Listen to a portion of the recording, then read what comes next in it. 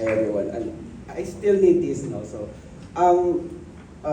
bago tayo magsimula, sino sa inyo ang ang magko-commute mamaya? Taas kamay.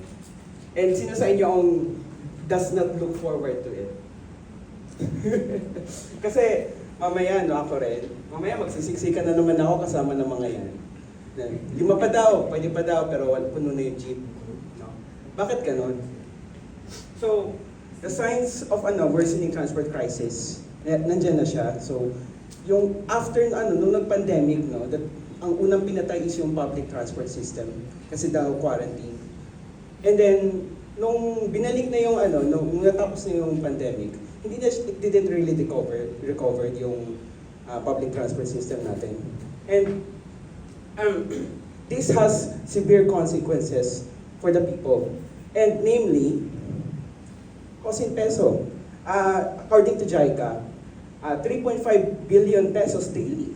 And if unmitigated daw, 5.4 billion daily by 2035. And cost in hours. So, 117 hours per year we lost from the traffic. No? And new statistics actually show that it's actually 250 now. And dahil naubos na yung ang oras mo kakakommute. Ano niya i-baby time mo, no? So, ayun, so naalala ko na naman, uuwi na naman ako, no? So, sasakay ako dito sa jeep, sa bus, no? Tapos dala-dala kang backpack ko, ganyan. Tapos, nagsisiksikan tayo, tapos makikita ko yung mga kotse, ang dami nila. Tapos, tig-isa, tig-dalawa lang. Tapos, magtataka ka, napaka-chill lang nila, tayo nagsisiksikan, pawis-pawis. So bakit ganon? Because the government act on the interests of the rich and not on the public. No? And the government really cares about the cars, no? And how can I say that? Emphasis on cars. Napakahalata. Tignan mo lang sa Commonwealth Avenue. It's the widest road I've ever seen, I swear. 16 lanes. And half of those is just for private vehicles. And 6 of those for public utility vehicles and 2 for motorcycle. And ano natira sa pedestrian? Wala. Ayan. Particularly sa EDSA, no? Wala kasi ang picture. Doon sa Ortigas, yata yung Ortigas Station, napakasikip ng kalsada. Hindi man lang sila nagtira ng sidewalk pala. Hindi man sila nagtira para sa pedestrian. Ayun. So, the government is more actually concerned on reducing traffic than moving people. So, bakit? Paano ko nasabi to? Sa EDSA, again, sabi daw nila, ang cost daw ng traffic sa EDSA ay the buses.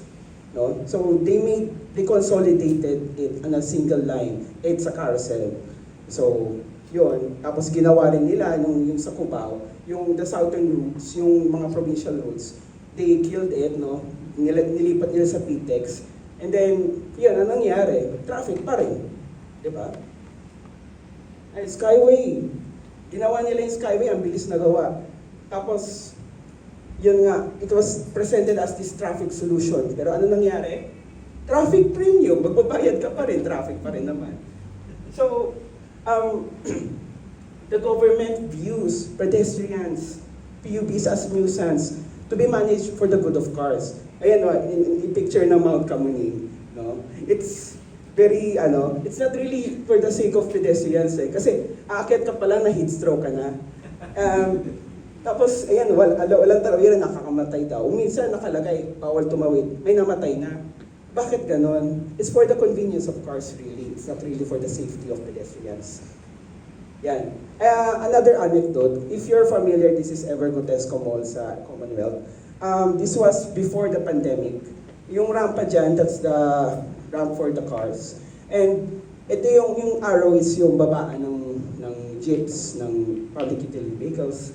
So, this is pre-pandemic. What happened after? Nawala. Nabarikada. Saan napunta? Actually, napunta siya doon. Ang layo. Actually, it's further right now. It's near the church now. And, yun nga, nakikita ko to. And sabi daw, it's for the good, for the yung lumalabas na na ever na cars, para lang doon, napakaunti, tapos ang dami-daming dumadaan dito na pedestrians. So ito naman yung dahil nga doon, nakita natin yung naging meme na na yung sa bus, yung rampa doon sa bus. Naging meme siya kasi nga, they don't think about PWDs anymore. And why am I talking about this? Because good governance is rooted in inclusivity. Lahat kasama. It's for the greater good, it's for the public. It's not just for the rich, it's not for the minority. So let's visit Japan. This is Japan, by the way. Everyone rides to, public transport. May you be rich, may you be poor, may you be a senior citizen, or may you be blind, PWD. No, everyone is included. Even school children. No, they are comfortable enough to send their own children alone, no, to use public transport. So this is Tokyo Metro, the crisscrossing of the train lines. And because of this, Tokyo alone carries 38 million people, passengers, daily. This is a population of entire countries in a single day. So, what should the government do? What should the Philippine government do? There are good practices na for the Philippines. Like for example, yung libreng sakay ni Joy. Bakit siya nasabing good practice? Because it's consolidated, it's it's reliable, no? Basically. Hindi yung magano ka lang ng chancing kung yung ruta mo pa ay makikita mo lang, may chance. Yan, so open new routes or revisit old routes. So ito ay yung Commonwealth Patagig. No, it was missing after ng pandemic and bumalik siya ngayon recently lang. And sana more. And ito naman, MRT7 na matagal na ginagawa, junior high school pa lang ako ginagawa na at graduate na ako senior high. Sana pag-graduate ko naman ng UP tapos na siya, no? We should have more of these for more connectivity and more passengers to be transported. And this is yung way doon sa QC Circle. And ang point ko dito is, the policies of the government should be for the greater good, no? For the public, and not for only the rich. It's going forward. So, what could the Philippines look like, no? Imagine a Philippines na yung mga lola at lola natin na hindi nila kailangan ng tulong natin para mag-commute. Blind people, PWD, they're not hindered by the public transport system na kailangan nila ng assistant. They can live their lives, basically.